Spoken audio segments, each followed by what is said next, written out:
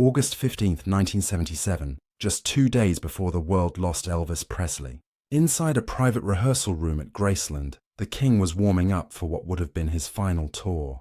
Then the door opened, and Priscilla walked in, uninvited. What she said next froze the band, and changed the way they remembered him forever. Graceland, Memphis, August 15th, 1977. The air was heavy with southern heat. Cicadas buzzed outside the open windows while the faint smell of fried catfish drifted from the kitchen. Inside, the jungle room had been turned into a studio again. Thick green carpet, wood-paneled walls, lamps glowing like amber. Elvis Presley sat at the piano humming to himself. His white rehearsal jumpsuit clung to him in the August warmth. Around him, the band, James Burton on guitar, Jerry Sheff on bass, Ronnie Tutt on drums, tuned up for another long session. They'd been rehearsing for hours for the upcoming tour, one he hoped would quiet the critics and prove that the King still had fire left in him. But the truth was, he looked tired. Older than 42, his fingers trembled slightly on the keys. His voice still filled the room, but it carried a strain that hadn't been there years ago. "Let's take it from the bridge," he said softly, his Memphis drawl calm, steady. The band nodded. The tape machine clicked. The red light blinked. Then, as he sang the opening line of Unchained Melody, something shifted. For the first time that night, the song didn't feel like a rehearsal. It felt like a confession.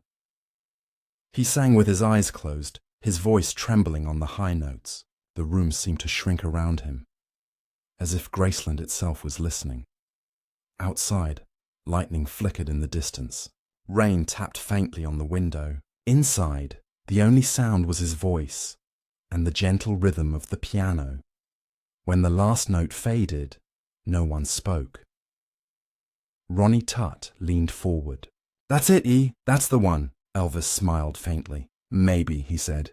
"Or maybe we're just getting started." He stood, wiping sweat from his brow with a towel. His hand lingered on the piano for a moment. Then, a sound. The door at the far end of the room creaked open. Everyone turned. A woman stepped in, her heels soft against the carpet, her perfume cutting through the humid air. The room froze. It was Priscilla Presley. She wasn't supposed to be there. Not tonight. Not ever. According to the Colonel's list of approved visitors. Elvis blinked, confused at first. Then something flickered across his face. Surprise, maybe even fear. "Scylla," he said quietly. She smiled, hesitant but sure. "Don't stop on my account." No one moved. Jerry's hand hovered over the amp switch. Ronnie looked to Elvis for a cue. The silence stretched. You could hear the rain picking up outside, pattering against the window like a metronome. Elvis took a slow step forward. "What are you doing here?" Her answer came out calm, almost rehearsed. "I heard you were rehearsing for the new tour." "You heard right," he said. His tone was soft but guarded. Priscilla walked closer, her eyes darting around the room, the gold records on the wall, the sheet music scattered across the piano, the untouched glass of water by his chair. "It's been a long time," she said. Elvis nodded, his jaw tightening slightly. "It has." They stood just a few feet apart now. The rest of the band stayed silent, pretending to adjust chords and pedals, but everyone was listening. The tension was thick, almost visible. Then Elvis broke the silence. "You didn't call." Priscilla looked down, folding her hands. "Would you have answered?" He exhaled slowly. The line hit harder than she meant it to. For a moment, he looked away, as if the weight of everything between them, love, divorce, forgiveness, regret, had come rushing back in one breath. Then, almost as if remembering they weren't alone, he forced a smile. "You always did know how to make an entrance." The band chuckled nervously. The air lightened, just a little. But deep down, everyone in that room could feel it. Something important was happening. Something personal. Something raw. Because for the first time in years, the King and his Queen were standing face to face again, just 2 days before the world would never see him alive. What does a man chase when he knows his legend might be fading? Can music still save you when the spotlight starts to burn instead of shine? The tape machine clicked again, still rolling. And as Elvis looked back at Priscilla, his next words would change the night completely. Why now, Scylla? The clock above the piano ticked past 9:30 p.m. The red recording light still blinked, though no one had the courage to turn it off. Elvis stood still, towel in hand, watching Priscilla cross the room like she belonged there. The same calm poise that had once melted photographers' lenses. Only this time there was no press, no flashbulbs. Just silence. He gestured to a chair near the wall. You want to sit? She nodded, lowering herself gently, smoothing her skirt. I didn't mean to interrupt. You did, he said, half smiling. But maybe that's okay. The band exchanged quick looks. Jerry Schilling, Elvis's longtime friend, mouthed, You good? Elvis gave the faintest nod. Ronnie Tutt leaned back on his stool. We can step out if you want, E. Elvis waved him off. Nah, stay. We're all friends here. But everyone could feel it, the tension humming under the sound of the rain outside. Priscilla looked around the jungle room, her eyes catching on the framed photo of Lisa Marie on the piano. She's grown, she said softly. She talks about you every day. Elvis's voice softened. Yeah? She tell you I call her every night? She says you fall asleep mid-sentence, Priscilla teased, smiling faintly. He chuckled, rubbing the back of his neck. Can't help it. These rehearsals are killing me. For a second, they almost sounded like themselves again. That easy rhythm of old friends who used to be something more. Then her tone changed. You shouldn't be pushing so hard, Elvis. He frowned. Gotta be ready for the tour. People expect a show. People, she echoed quietly. Do they ever expect you? That stopped him cold. The room went still. He stared at her, the towel tightening in his hands. You saying I'm a product now? She shook her head. I'm saying you're still chasing something that's already yours. The band looked down, pretending not to hear. The air thickened. Elvis laughed under his breath, a nervous sound. You always did talk like a philosopher. Priscilla leaned forward. And you always pretended you didn't understand me. That line landed like a drumbeat. For the first time, Elvis had no comeback. He turned away, walking toward the piano. His reflection in the polished lid looked older, lonelier. I didn't come here to fight, she said softly. Then why'd you come? He turned back toward her, his voice breaking slightly on the words. Priscilla hesitated. Because I needed to see you. Not the shows, not the posters. You. Her honesty pierced through every sound in the room. The rain hit harder outside, drumming against the window like an audience waiting for its cue. He exhaled. You should have called, she smiled sadly. I was afraid you wouldn't let me in. That line lingered, true in more ways than one. For a long moment, Elvis said nothing.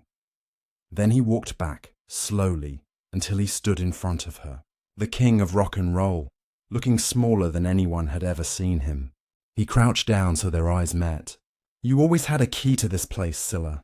You just forgot you could use it. Her eyes glistened. Maybe I didn't forget. Maybe I just wasn't sure the door was still open. The band watched silently. No one dared move. The only sound was the steady hum of the tape reel still spinning. Elvis stood again, rubbing his eyes. Well, he said. You're here now, Priscilla nodded, her voice trembling slightly. Yeah, I am. He looked toward the piano, then back at her. What do we do now? She smiled gently. You sing, Elvis. That's what you do. That single sentence cut through the fog like light through smoke. He studied her face, the same woman who'd once known every corner of his soul.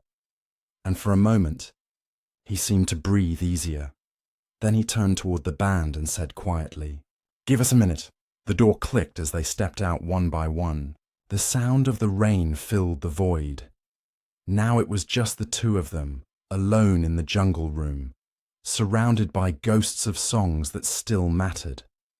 What would you say if you got one last chance to speak your truth, and if the person you loved walked back into your life uninvited? Would you let them stay? Elvis set down his guitar, walked toward her again, and said softly, "Why now, Scylla?" The door closed behind the band with a quiet thud. Only the rain and the faint hum of the tape machine filled the silence. Its red light blinked on, unnoticed. Elvis sat down at the piano again, his back to her. Priscilla stood still, not sure if she should speak. "You really picked a night, huh?" he said without turning around. "I didn't plan it," she replied. He pressed one soft note on the piano, a middle C that hung in the air a second too long.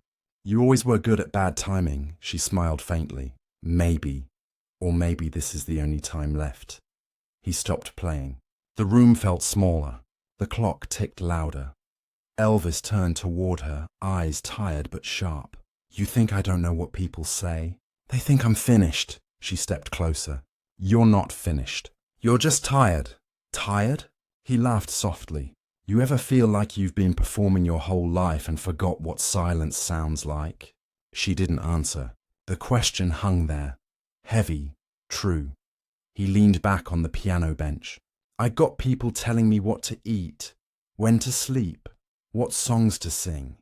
Sometimes I feel like a puppet with rhinestones." Priscilla crossed her arms. "Then stop letting them pull the strings." He looked up, meeting her eyes. "And what? Just quit?" "You know I can't." Her voice softened. "No, I know you won't. That's the difference." That landed. He looked down, hands clasped, breathing slow. "You came here to tell me that?" She shook her head. "No, I came because Lisa keeps asking me why you sound sad when you sing. I didn't know what to tell her." The words cracked the air like thunder. Elvis blinked, staring at her. "She said that?" Priscilla nodded. "Every time she hears your records, she says, 'Daddy sounds like he's missing someone.'" For a moment, he said nothing. Then he whispered, "She's right." Priscilla stepped closer. "Missing who?" He smiled sadly. "You already know." That silence, deep, loaded, filled every inch of the room. She wanted to speak, to break it, but couldn't. Not yet. He reached over to the piano, pressed another key, softer this time. "Funny thing," he said. "I can sing about heartbreak all night long, but living it, that's the hard part." She nodded. "You were never good at losing," he smiled. "And you were too good at leaving." The air went still. Lightning flashed outside the window, illuminating both of them for a brief, ghostly moment. Then, her voice broke the quiet. "You don't have to keep trying to fix everything, Elvis. You don't have to prove anything anymore." His fingers stopped mid-chord. "You sound like you already know something I don't." She walked to the edge of the piano, eyes glistening. "I just know when a person's carrying more than they can hold." He looked away, his jaw trembling slightly. "You think I'm breaking?" "I think you're bending," she said softly. "And one more tour might snap you." He sighed, leaning back. "I don't know who I am without the stage." "That's the problem," she whispered. A long pause. The only sound was the rain. Steady as a heartbeat, then, softly, Priscilla asked, "Do you remember the first time I heard you sing Always on My Mind?" He nodded. "You cried." "I didn't cry because it was sad," she said. "I cried because it was true." He looked up at her, really looked this time, and something in his expression changed. The tension melted into something gentler, quieter. "You want me to sing it again?" he asked. She nodded slowly. "One last time. Just for me." The sentence stopped him cold. One last time.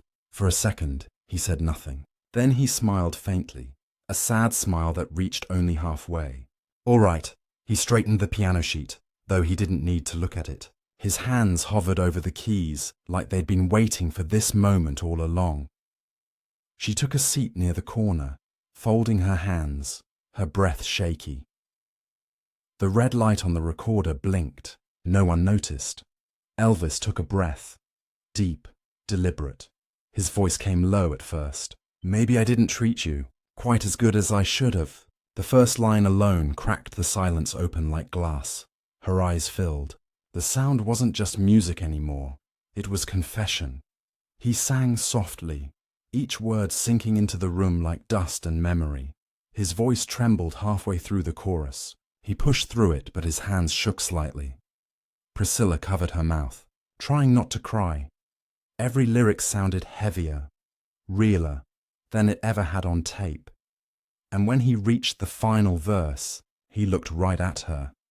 Little things I should have said and done. I just never took the time. Then he paused. Looked down, one breath, one heartbeat, one truth, he whispered. You were always on my mind. Silence. Total, sacred silence.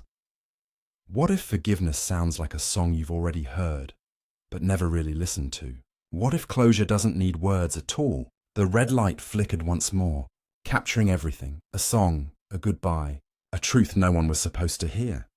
Then softly, Priscilla whispered, "Thank you," and the king just smiled, eyes glassy, his hands still resting on the keys. The last note of "Always on My Mind" drifted into the still air like smoke. No one moved. The red tape light blinked quietly, the only witness to what had just happened. Elvis looked down at his hands. They were shaking slightly. His fingers lingered on the keys as though letting go might break the spell. Priscilla didn't speak at first. Her eyes glistened, fixed on him, unsure whether to clap, cry, or pray. He broke the silence first. "Guess I still remember how to hit a few notes," he said softly. She smiled through her tears. "You never forgot. You just forgot why you started." That line hit him harder than he expected. He looked up, eyes searching hers. "Why I started?" She nodded.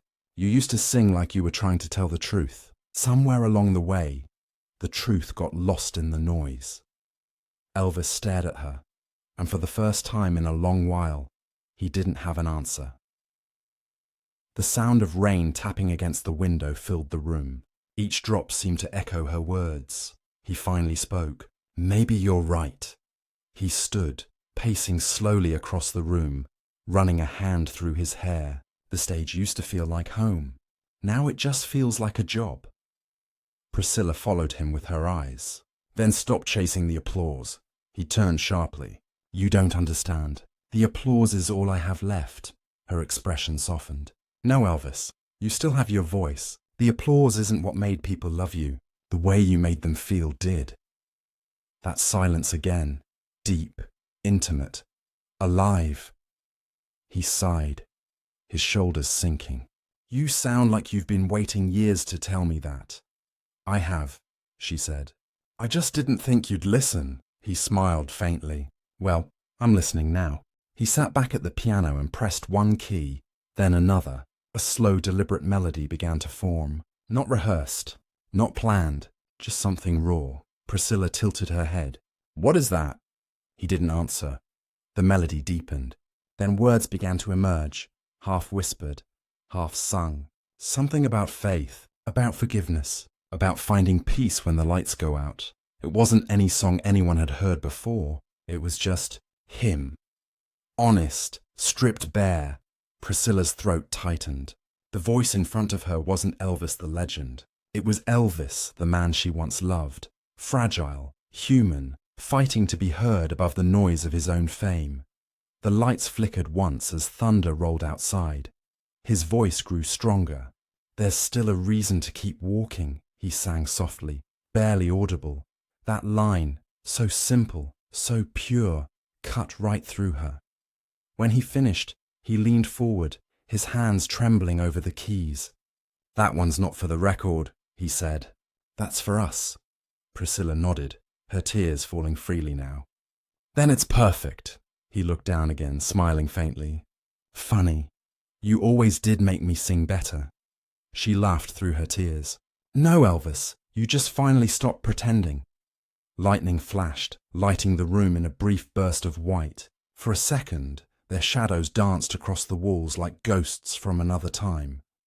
Then, silence again. A minute passed before either spoke. "Elvis," she said quietly, "you don't have to keep fighting the world. Sometimes it's okay to rest." He nodded slowly. "Maybe I just don't know how." Priscilla stood and walked toward him. She reached out, placing her hand over his on the piano. "You'll figure it out. You always do." Their eyes met, not with the passion of the past, but with something purer, respect, care, understanding. What if closure isn't about walking away, but coming back just long enough to say what matters? And what if the most powerful love stories don't end? They just change shape. Outside, the rain began to ease. The thunder softened to a hum. Elvis whispered, almost to himself, "You were always right, Scylla." She smiled sadly. "Not always," he chuckled. "Just tonight, then." She brushed a tear from his cheek, gentle, almost motherly. "You did enough, Elvis. You can rest now." Those words hung in the air like a benediction. He didn't answer. He just looked at her, eyes glistening, lips pressed into a faint smile. For a moment, they stayed that way, frozen in time. Two souls who had traveled the long road of love, loss, and something that still lingered between them. And in that moment, the king looked more at peace than anyone had seen him in years. The rehearsal room was quiet again, except for the low hum of the amp still plugged in. Outside, Memphis thunder rolled farther away. The night smelled of rain and pine. Priscilla still stood beside him, her hand resting lightly on his shoulder. Elvis's breathing had slowed. His eyes lingered on the piano keys as if they held all the answers he'd been chasing. "Do you ever wonder," he said softly, "if it was supposed to turn out different?" She tilted her head. "Different how? If I'd stayed the man you met instead of the one they made." Her voice gentled. "That man's still in there. He just got buried under all the noise." He smiled faintly. "Noise makes the crowd happy, and quiet makes the heart heal," she whispered. That stopped him. For a long moment, they just listened to the rain easing off the roof. The tension that had haunted the night began to loosen. Then Elvis reached into his pocket and pulled out a small gold ring, one he'd worn since their wedding. The stone was dull now, edges worn smooth by years of fidgeting. He rolled it between his fingers. "I kept this," he said. "Couldn't bring myself to take it off." Priscilla's eyes glistened. "I didn't know you still had it," he nodded. "Every time I thought about letting it go, I'd hear your voice telling me to keep something real." She swallowed. "I don't know what to say." "Say you forgive me," he said. Her breath caught. He looked straight at her.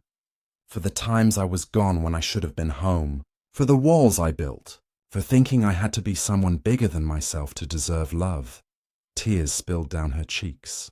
"You don't need forgiveness, Elvis. You just needed to stop running." He let out a small laugh, the kind that breaks and heals at once. "Well, honey, looks like I finally stopped." Lightning flickered faintly through the window blinds, bathing the room in silver light. She reached into her purse and pulled out a folded photo, the three of them at Disneyland, 1972. Elvis in sunglasses, Lisa Marie on his shoulders, Priscilla's arm around them both. The edges were cracked, the colours fading. She set it gently on the piano, beside the half-empty glass of water. "That's who we were," she said. "Maybe that's all we ever needed to be." Elvis stared at it, his reflection overlapping with the man in the photo. "Feels like yesterday." "It was a lifetime," she said. He took a deep breath, closing his eyes. "You know, for all the songs I've sung, I never wrote one for us." She smiled sadly. "You didn't have to. The best ones were already about us." He looked at her again, that boyish grin sneaking through. "Still know how to make a man feel 10 feet tall?" She laughed quietly, wiping her eyes. "Then promise me something." "What's that?" "When you walk out of here, walk lighter. Leave the weight in this room." He nodded slowly. "All right, but only if you promise something too." She raised an eyebrow. "What?" "Don't forget to keep walking." Her smile broke wide. "I won't." The old tape reel kept spinning, catching every breath, every pause, every echo of forgiveness that filled the room. Outside, the storm had passed. The moonlight slipped through the window, painting them both in soft silver. Two people at peace in a world that rarely allowed it. What if peace isn't found in leaving, but in finally staying long enough to say goodbye? What if love doesn't die? It just changes form and waits to be remembered. Elvis stood, taking one last look around the room. Guess that's it then. Priscilla squeezed his hand. For now, he smiled. For now, 2 days later, the phone rang, and the world would never be the same. August 16th, 1977, the morning the music stopped. The phone rang at 2:33 p.m. inside Priscilla's Los Angeles home. She had been folding Lisa Marie's school clothes when she heard the sound. Sharp, urgent, wrong. When she picked up, the voice on the other end was trembling. Priscilla, it's Joe Esposito. He's gone. The world blurred. For a moment she couldn't breathe. What do you mean gone? I mean, Elvis, the line crackled. Time froze. Somewhere in the background, she heard reporters shouting outside Graceland's gates. Priscilla sank to the floor, the phone pressed against her chest. The ring she had once worn, the same one he had kept on his finger the night they spoke, caught the light. She whispered, "No, not yet. Not after last night." But it was true. News bulletins broke across every network. Elvis Presley dead at 42. Fans screamed outside hospitals. Radios wept the headlines. Memphis traffic stopped cold. Inside Graceland, the same piano that had carried his last melody still held the photograph and the untouched glass of water. Jerry Schilling stood beside it, shaking his head. He sang here, right here. The air still smelled faintly of cologne and rain. The tape reel that had captured his voice was rewound and sealed in a brown envelope marked August 15th session. No one knew it yet, but that tape carried their final conversation, the one no crowd ever heard. Back in LA, Priscilla pulled the curtains shut. Cameras were already flashing outside her gate. Lisa Marie tugged her hand, too young to understand. "Mommy, why is everyone crying?" She held her daughter close. "Because Daddy gave the world his heart, and sometimes hearts get tired." The words felt like glass in her throat. Hours passed in silence. Then, late that night, she reached into her purse, the same one she'd carried at Graceland, and found the Disneyland photo. The edges were still damp from the Memphis humidity. She placed it on the dresser beside a small lamp and whispered, "You did enough, Elvis." The city outside roared with news vans and candlelight vigils. Fans played his records on repeat, flooding the streets with his voice. Some claimed they could hear faint piano notes through the static, as if he was still rehearsing somewhere beyond reach. In Memphis, thousands gathered at the gates. They brought flowers, scarves, even handwritten notes that said, "Thank you and keep walking." None of them knew those 2 words had been the last he'd spoken to her. 2 days later, during the procession, Priscilla walked slowly behind the white Cadillac hearse. The sun was brutal, yet the crowd stayed, 20,000 strong, standing shoulder to shoulder. As the cortege passed Beale Street, someone started singing softly, "Love Me Tender." One by one, the voices joined until the whole street hummed. It wasn't a concert anymore, it was a prayer. And in that moment, Priscilla realized, this wasn't just loss, it was transfer. Every person there carried a piece of him forward. When she returned to Graceland that evening, the house was quiet again. She stepped into the jungle room. The air felt heavy, yet peaceful. The piano lid was closed now. The photograph still rested on top. She touched the keys gently, one soft note that echoed through the empty space. What if the things we leave behind aren't objects, but echoes? And what if those echoes are how the people we love keep answering us? As she turned to leave, she noticed something small taped to the side of the piano, a scrap of paper written in Elvis's hand. "Priscilla, don't forget to keep walking." Her breath caught. She folded it carefully, held it to her heart and whispered, "I won't." Outside, the crowd kept singing. Inside, the King's last words rested quietly between memory and eternity. That bootleg tape would resurface decades later and rewrite the ending everyone thought they knew. 20 years later, summer 1997, Graceland's archivists were cataloguing boxes of old reels for the anniversary exhibit. Dust hung in the air like ghosts of applause.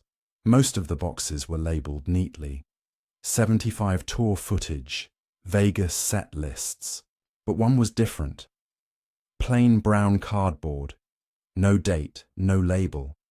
Only a single line scrawled in pencil. Jungle Urm, private. Inside lay a reel-to-reel tape, brittle with age. Caroline Moore, the young assistant in charge of the archive, lifted it carefully. The note taped to the box read, "Do not copy. Personal session. EP." She frowned. What's this doing in the public storage? Her supervisor, an older man named Harvey Glass, looked over his glasses. Probably another rehearsal. We'll check it and file it, but when they press play, everything changed. The tape hissed, then crackled. Piano keys, faint thunder outside, two voices speaking softly. Caroline froze. "That's him," she whispered. Elvis's voice filled the room. Rough, warm, alive. "You think I'm finished?" Then another voice, female, steady, familiar. "Priscilla." The archivists looked at each other, stunned. For 20 minutes they listened. The conversation unfolded like a confession. Talk of forgiveness, fatigue, the weight of fame. Then came the sound of piano chords, slow, hesitant. Elvis began singing "Always on My Mind." But halfway through, another melody appeared, something no one had ever heard before. The lyrics were faint, unfinished, but one line stood clear. "There's still a reason to keep walking." Caroline's hand flew to her mouth. Oh my God! When the reel stopped, no one spoke. Harvey rewound it, eyes wet. This wasn't meant for release. "Then what do we do with it?" she asked. He hesitated. "We keep it safe." The discovery was quietly documented and stored in the internal archive. But as things in Graceland often did, whispers slipped out. First to staff, then to fan circles. By autumn 1997, the rumour spread. A secret tape exists, the night before he died. Within months, bootleg copies surfaced. Grainy, full of hiss, but real. Fans called it the Keep Walking Session. People around the world gathered to listen, not for perfection, but for honesty. In one moment of static, you could hear Priscilla's laugh, soft and nervous. In another, Elvis whispering, "That one's not for the record." Listeners swore they could hear peace in his voice, like a man who'd finally put his ghost to bed. Music critics didn't know what to call it. A confession, a farewell, or maybe both. One headline read, "The King's truest song was never released." But for the millions who heard it, it wasn't about myth. It was about humanity. At Graceland, Caroline wrote a short note for the exhibit log. Tape contains unreleased piano recording with personal conversation, emotional tone, reconciliation. Years later, she admitted in an interview, it felt like listening to two souls making peace, not just with each other, but with the whole world. And that's what the fans heard too. Not the superstar, not the scandal. Just a man who finally forgave himself, and the woman who helped him do it. In 2017, for the 40th anniversary of his passing, Graceland opened a small listening booth in the museum's corner. No flashing lights, no big promotion. Just a single plaque on the wall. The Keep Walking Session, August 15th, 1977. Visitors stepped in, put on headphones, and heard his voice whisper through the static. "You were always on my mind." Some cried quietly, others smiled. One older fan whispered to her husband, "He sounds free." And maybe that was the point. Because legends don't really end when the music stops. They echo in the spaces between truth and forgiveness. What if every goodbye carries its own encore, waiting decades to be heard? And what if the real legacy of a star isn't fame, but the way they teach the world to feel again? Outside the booth, visitors left small notes under the glass plaque. Most said the same thing. "Thank you for reminding us to keep walking." And under the glow of the exhibit lights, the tape turned slowly, still playing the song that was never supposed to exist. Because sometimes the truest encore isn't sung on stage, it's whispered in forgiveness. In the end, Elvis didn't need a spotlight to make history. Just one quiet night, one piano, and one person brave enough to tell him the truth.